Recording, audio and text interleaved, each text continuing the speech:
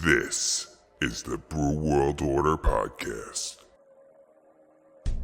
Welcome to the Brew World Order Podcast. My name is Mike Curtin. If you haven't subscribed yet, well, now's the time. This is episode number 33, and in this episode, I sit down with Tommy Bibliowicz, co-owner of Four Noses Brewing Company in Broomfield, Colorado. Tommy talks to me about how the idea to get his brewery up and running finally happened, what he didn't expect to find at night after closing up the place, and how passion really drives his family-owned business. Well, me and Tommy really aren't that different. I feel the same way about the family here at the Brew World Order Podcast.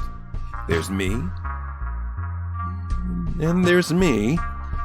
Well, maybe me and Tommy aren't that similar, but we both really do like beer. And so do you if you're listening to this episode. And that's what really makes us family. I think. I'm not really sure. But what I am sure of is that you should sit back, relax, and enjoy this episode. Hey guys, I'm Mike Curtin. This is the Brew World Order Podcast, and today I'm with Tommy Bibliowicz of Four Noses Brewing Company in Broomfield, Colorado. Tommy Bibliowicz was attending the University of Denver. There he grew very fond of craft beer. And while being in Denver, it's not a very hard thing to do. After he graduated with a degree in finance, he headed back to New York, where he was originally from, with his wife, Megan.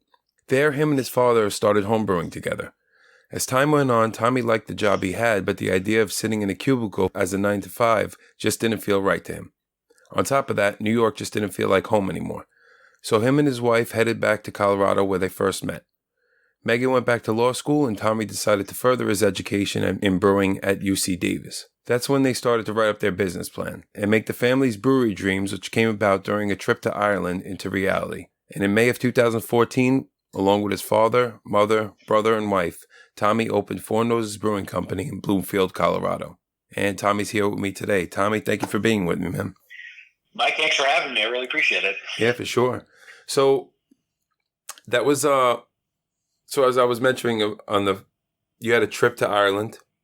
That was in 2008, right? For your dad's 50th birthday? Yeah, I was actually I was out there for study abroad as a program through the university, and they came out to visit for his 50th birthday. That's when we started going to breweries together for the first time. Right. And so basically that's when the idea first came about, right? To open up a brewery. Was it kind of like just oh yeah, we should do this? Or was it like, let's make this happen type of thing? Like, what was the ambition behind that? Oh, I think at that point it was very loose. It was maybe just, man, brewing seems like something we should try, and home brewing sounds like fun, and craft beer is awesome. A little more along those lines. I wouldn't say it was necessarily where the idea sparked to start a brewery. It was more so, let's get into this, let's explore it a little bit more and learn about it. Right. So what would you say was the aha moment where you finally started to pursue it that made you write that business plan? It was several years later. It was actually at a friend of mine's wedding. We had been talking about it, and got to the point where I had a structure, an idea I thought would work. You know, a little later in the evening, we'd had a few beers, and I brought it up to my family, and I think that's probably when the wheels started to turn a little bit more. Right. So from the process of you first starting to open your business to when you finally opened the doors, what do you think was the most challenging part for you? That's a good question. I would say there's a few different components that I just didn't really figure. For one, when you're making a business plan, you have to understand that the best laid plans, it's just a guess. You're really throwing darts at a wall. Right. We had designed our business where we said, okay, we're going to start with manufacturing and production. We're going to have a tap room, but we think that tap room will be an ancillary part of our business. We don't really expect, being out in Broomfield, that we were going to have a very busy tap room. So let's focus on getting kegs to market and eventually packaging. Well, that just isn't how the first year went at all. Right. We found it was really difficult actually to compete in the market because our tap room was quite busy, and we were not prepared for that. I was bartending and brewing and still trying to figure out the back house stuff as well for running the business, but it definitely was a complete 180 for what our business plan was designed to be. So I would say that was probably the biggest hurdle to overcome was figuring that out and saying, okay, well, we had this business plan, but it's no longer useful or relevant 6 months in. Right. Trying to figure out staffing, hiring, all that was certainly a challenge as well. Right, I'm sure. And how did you go about funding the business? So it was funded by all partners. Okay, and did you actually go to like people, or did people come to you? No, we wanted to keep it just in the family. Oh, just in the family. So it's only Yeah. it's only family owned, basically. Correct. 100% owned by the four of us. Nice. So speaking of being a family owned business, what do you think some of the perks? I mean, I know some people say like, you shouldn't hire family and this and that, but what are some of the perks for you of having a family owned business? I would say the biggest thing is, we have a serious passion for this, and we all bring something completely different to the table. It's nice to work with people that are different from you, that have different minds and different experiences. And even though they're family and we're really close, and we are a very close family, my brother and my dad are both architects, and they both are incredible artists. And are really, aesthetically inclined, whereas I could barely draw a stick figure. So I think it's really nice to have their participation. They both have designed our spaces, whereas my dad designed the original space in Brookfield. My brother designed our space up in Boulder. We opened a second project called Wild Provisions. So that's really nice to have that.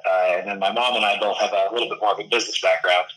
So she's been extremely helpful in helping me kind of guide through some of the waters of growing a business and hiring new employees and dealing with all the challenges that come with it.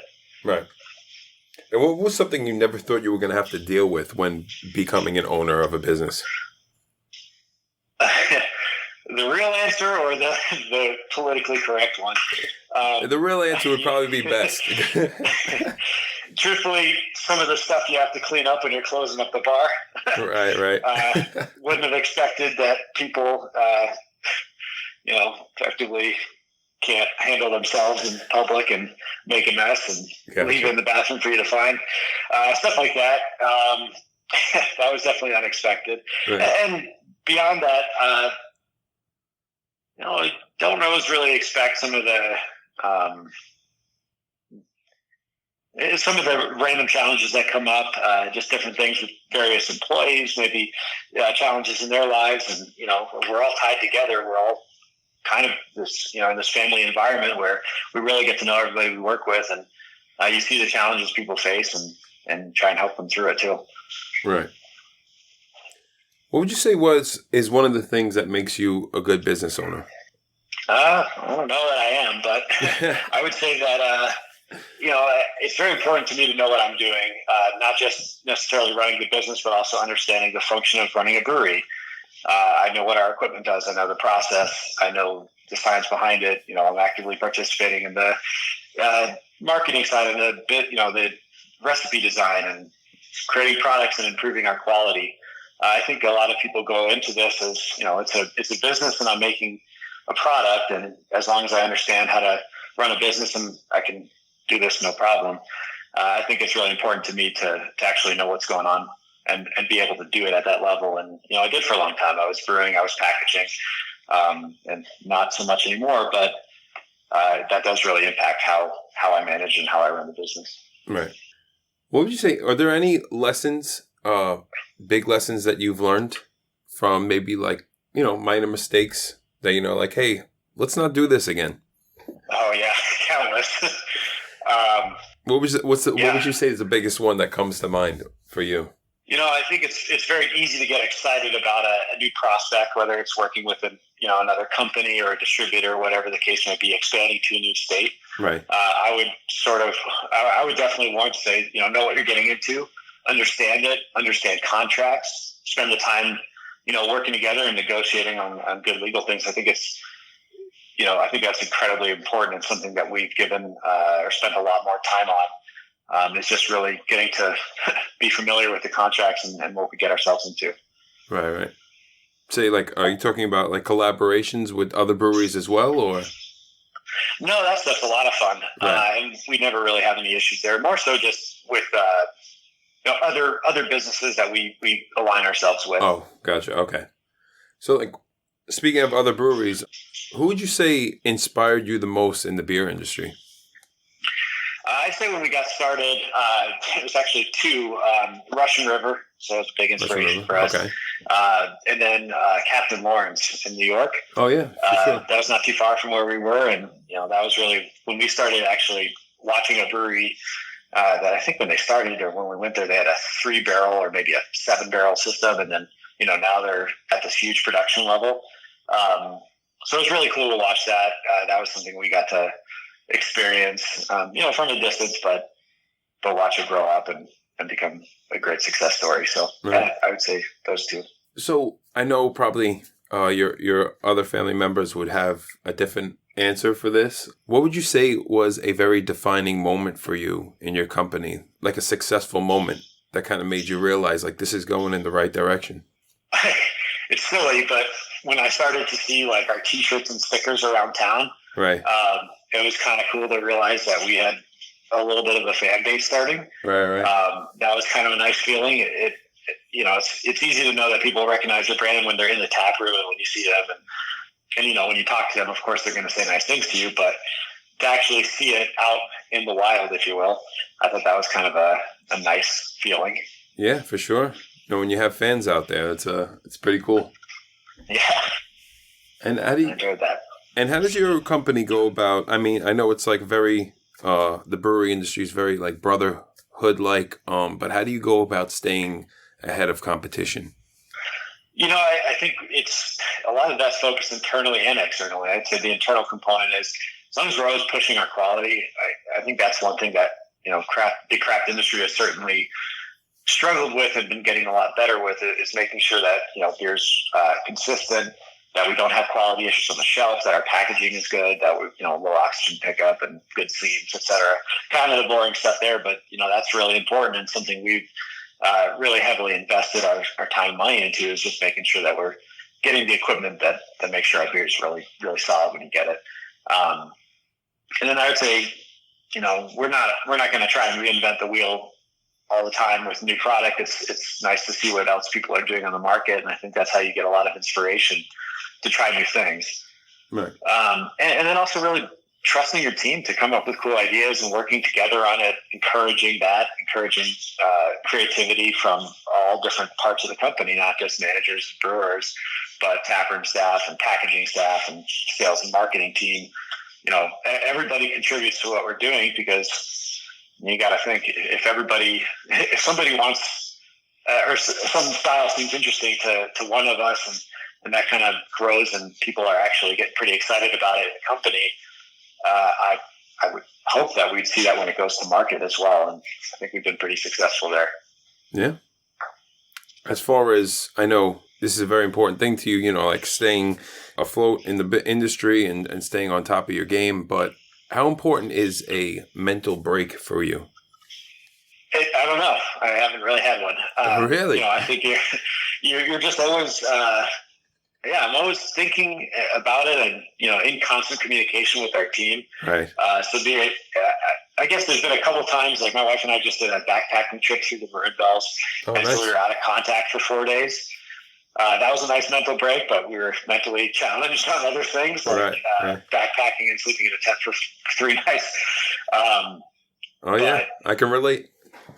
It's not fun. It was fun. I had a great time, but it was definitely a challenge. The sleeping part definitely is the worst part of it, the whole thing, I think. Actually, we were so tired because it was like 32 miles and 4 mountain passes, and we're carrying our bags. So, I think we could have slept anywhere, to be honest. Yeah, right. We were just exhausted. I'd say that's probably about as removed as I've been, but even still, you're thinking about it. You're thinking about what happens when you get back. I don't really like the idea of walking away from it too much and fully like blocking out ideas, because it's at the end of the day, I mean, this is as much a passion as anything else. So Right, for sure. I mean, so you've been open for a little over 6 years now, is that right? Or over? Yep. Right. Over 6. It would have been 6 in May. 6 in May, right? So a little over 6, right? So what do you think's been the biggest change for you since you first opened your brewery? I don't know. I mean, I think I've walked away a lot more from being a hands-on, production person to really just spending all my time kind of trying to lead this team that we built. So that's been a pretty big transition for me personally, is um, spending more time, as a manager than as an active participant. Right.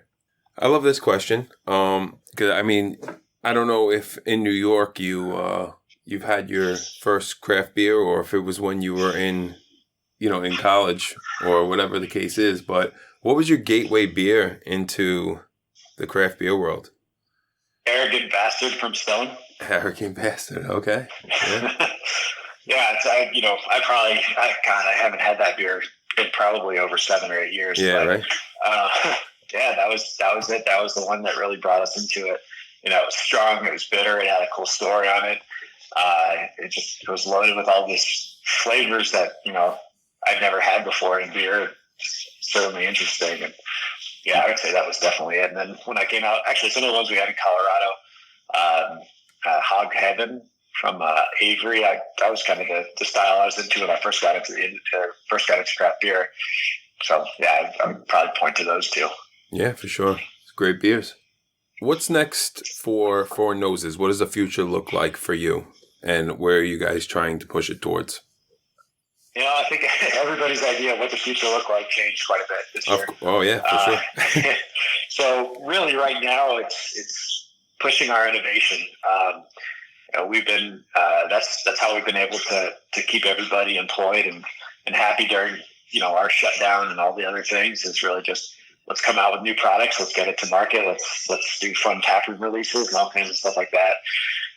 So always focusing on that, always focusing on how we can improve our product. I'm really excited about our new project with Wild Provisions, which is focusing on traditional Czech style lagers and wild beers. So I think a lot of what we're doing there, even though it is a really small volume for us, it really actually teaches us a lot. We're learning constantly through that project. We're exploring different techniques and processes that, some we can replicate at our larger scale and some we can't. So it's fun to just see it play out and learn why people used to do it that way. Gotcha. If somebody came to you, which I'm sure they do, and asked you for some advice on opening their own brewery, what would you tell them? I would tell them, look, it does sound like fun, but you have to remember that this is really, it's a competitive and difficult industry. And, if it's something that you love and you really want to pursue it, I highly encourage it. But I would really encourage that you spend the time and learn how to commercially brew, learn how to troubleshoot issues, because nothing ever goes according to plan. Right. And then also learn how to run a business. It is still bad. It is still something that you have to, figure out the ins and outs of managing, expenses and hiring employees and challenges therein. I mean, there's components to it that are just like every other business, and there are some that are incredibly unique to the brewing industry. But that would probably be my advice. Yeah. So did you happen to have a funny story for us? So, kind of. Okay. I'll talk about some production issues that we've had at different points that were really funny. My favorite of which actually happened very early on. We hired one of our electricians on the project he was bartending with us for a little bit. And he was a really nice guy, young guy, in the construction industry. And he didn't like to see things that were loose. We had a barrel that we were fermenting a beer in. It was like a wine barrel. And we had set a cork on top of it, or a bung. And the idea was, you don't want that bung to be set in, because during fermentation, you're producing CO2, obviously, and that's going to create some pressure if it's in an enclosed area and can't escape. And in a barrel, you don't really want a lot of pressure in there. No. So as he was on his way home, he was last out. He walks by and he sees the cork or the bung kind of not sitting securely in the barrel, and decides, well, I don't like things that are loose, so I'm going to fix that. So he goes over and grabs a rubber mallet and slams it into place. Oh, no. And then I come to work the next morning, and then I'm like, I was kind of, we put it over the drain, over a floor drain. So I was like, I kind of expected a little bit of a mess. I guess it didn't start fermenting last night. And then I looked at the bung and realized it was flush with the barrel. And that's when it kind of set in, like, oh no, something's going to blow up here. And if that bung is really secure, that pressure is going to push out the head of the barrel and the barrel's going to explode. Right. So I was hoping that there was not a lot of pressure in the barrel yet, and that fermentation was slow to start. Of course, it was not. It was rapidly fermenting. We opened the bung and hit it off with a hammer, and as soon as the bung came out, the beer inside the barrel, actually we had about 17 feet from our floor to ceiling, and the liquid propelled out and splattered our ceiling, and I would say we probably lost about 10 gallons, which is not that much coming out of a barrel, but still probably about 10 gallons, and was a very terrifying display of pressure. Yeah, in beer. Straight guys are out of a barrel. Yeah. Yeah. No, it was a geyser, and it hit. I mean, to go up, I'd say the barrel was 3 feet off the ground, 4 feet off the ground. Right. It went 13 feet in the air. Jeez. So, yeah, that was always fun. Yeah, man. So I have a little segment, just 5 quick questions, beer related. Ready? Sure. Okay. One of Four Noses beers that you would recommend someone try? I'd start with our About Damn Time IPA because that's our core, one of our core brands, and an IPA that we try and distribute and make the most of. So I really enjoy that one. And then our Perfect Drink Pilsner is our traditional German style Pilsner with a little bit of a twist. I think that kind of shows the variety that we produce. So I'd try those two for sure. Okay. Favorite brewery other than your own? It's always a top. Probably Decam in Belgium. Decam in Belgium. Favorite style of beer? That's impossible to answer. It depends on the time of day. All right. Time of day. You have a top 3? Sure. I would say Pilsner, probably a Goose, and probably Hazy IPA. Okay. Good enough for me. Barrel aged, imperial, or both? I think both. Both. Yeah. That's my choice anyway. And and you have 1 keg of beer to hold you over for a 2-week quarantine. What beer are you choosing? Perfect Drift. Yeah, that's our German style Pilsner. That's what we actually had on draft during shutdown at home. Oh yeah, really? Glad we did. Nice. Yeah. Well, Tommy, that's all I got for you, man. Thank you so much. Of course, my pleasure. Thanks for having me. I appreciate it. Absolutely. Hey guys, thank you so much for listening to my interview with Tommy Bibliowicz of Four Noses Brewing Company in Broomfield, Colorado. Whether you're passing through, you live in the area, or just visiting a friend nearby, you should definitely check him out. Also, give him a follow on social media. Every other Sunday, I'll be releasing a new episode of the podcast, so subscribe, and you'll never miss one. Also, give us a follow on social media, because it's just the right thing to do. I'm Mike Curtin for the Brew World Order podcast. You stay safe out there.